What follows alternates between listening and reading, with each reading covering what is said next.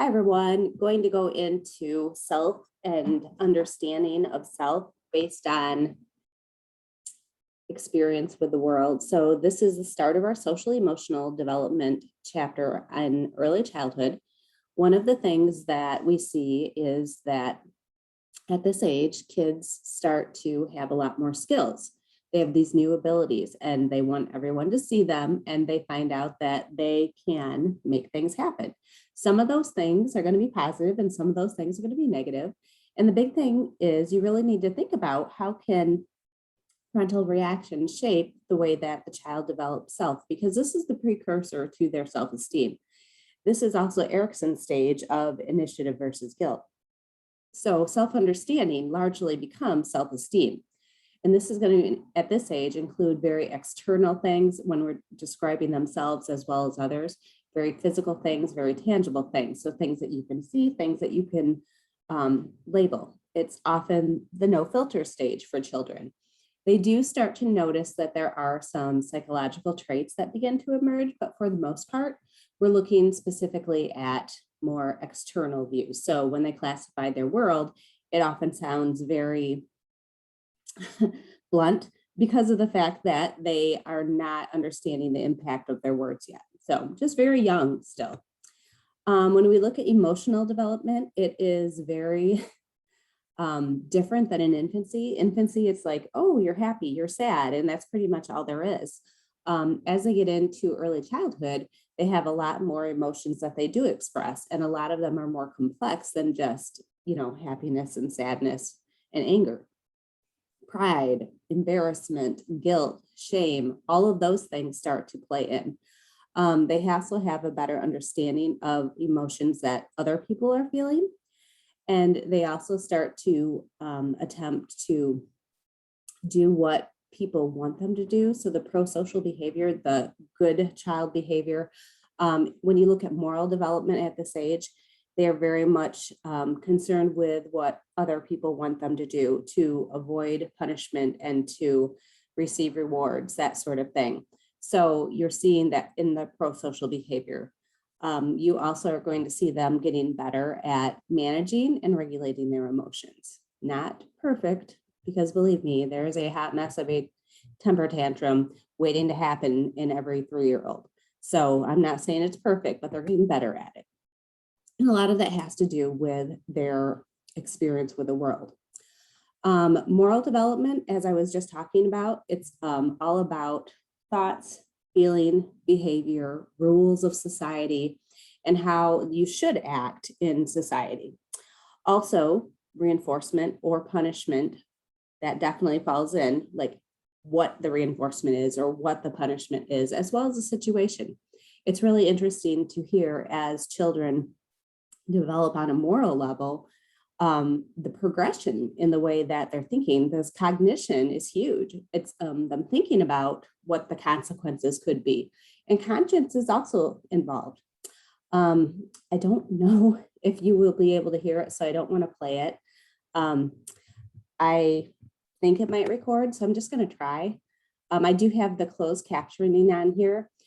This is an experiment that they did with children, and they wanted to see what they would pick, what they would get versus what another child would get.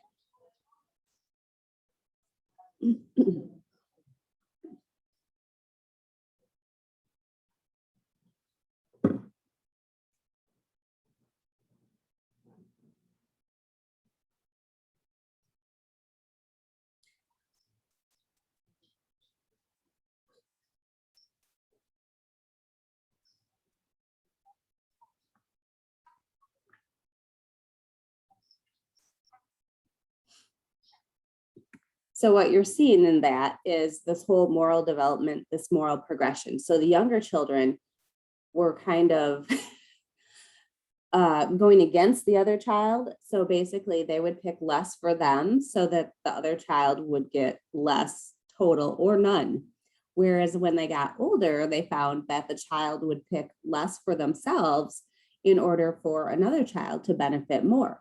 So it's really interesting to see how we learn and how we develop on a moral level, because that is largely a perfect example of that.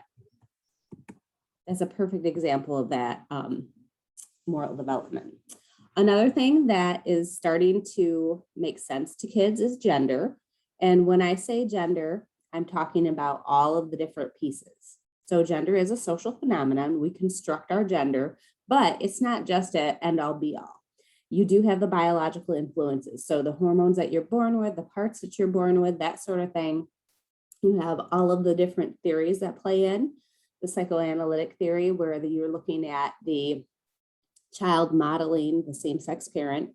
You have the social role theory, which they are trying to figure out, mom does this and dad does this. So I'm going to, model or not do that. And also the reinforcements and punishments for that. There's also the social cognitive theory, which is what they call gender schemata. So you're basically saying, I see boys do this, this, and this. Girls do this, this, and this. I see myself as a boy or girl, whatever it is. And because of that, I will do that, what I've seen, okay? So it's kind of really cognitive. And then you also have the parental influences. They find that moms are more likely to not punish, but to, kind of unconditionally reinforce children, whatever they do, regardless if it's a male gender stereotype behavior or a female gender stereotyped behavior, regardless of what the child's sex is. Dads, on the other hand, are more likely to punish for falling into female gender stereotype behaviors. There's also the influences of the peers. The older the kids get, the more influential the peers become. So lots of things going on. The cognitive is what I talked about with that social cognitive. And the parenting styles is also another thing. We find that parents parent differently, obviously. These are the 4 styles of parenting that have been developed by Baumrind. And you see that there is the responsiveness and the demandingness that they categorize these on.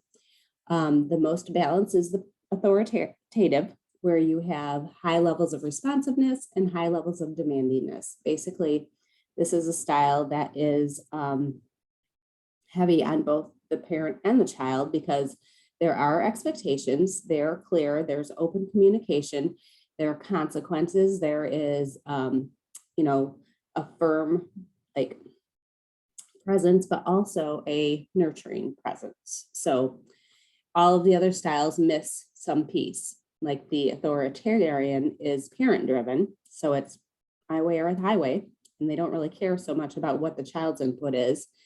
Whereas the permissive is child driven, and the parent does what the kid says pretty much. Okay, overindulgent, that sort of thing. And the neglectful is really not a parenting style. So it just is absent in most things. There's a lot of changes that we're seeing in society that do impact child development. One of them is that 1 out of 2 mothers with a child over the age of 5 are working mothers. That's big. That impacts. So there's after school care or need for daycare or things like that. We see I would say 23%. It's not high, but it's definitely higher than what we see before. So there's a 23% of the families in the United States are single families. We also have divorced families, which can complicate the family dynamics and also the child's understanding of the world. And then we see diverse families. So lots of different things there. You could have same-sex parents, you could have grandparents parenting, you would have so many different things. And then I just pulled this slide. I teach a marriage and the family course, and these are, pretty much the things that we see that are the trends of society that are impacting child development. So later marriages, delayed parenthood, smaller families, higher rates of divorce, and then the whole blending of the families. So lots of different things. And then we have the big influence of peers, play, and screens, not always in that order. And these are all influences outside of the family. So if you remember back to the Bronfenbrenner's ecosystem, where the child's in the middle and things go out and they become less influential, these are all those things, right? So the peers are often something that the child is contacted with all the time. Also screens probably too, whether it be e-learning or whether it be a distraction or a babysitter or even something that is cognitively structured and a learning tool. There's still lots and lots of screen, and there's so much exposure to media, and all of these can belittle what the parents try to teach their children or try to hold standards for. And the biggest thing is at this age, play is learning. It's essential. And I'm not talking about playing on screen. I'm talking about actual hands, movements, play. Okay. So those are some of the things that definitely impact children. And that is it, just some sources. So reach out if you guys have any questions. Thanks.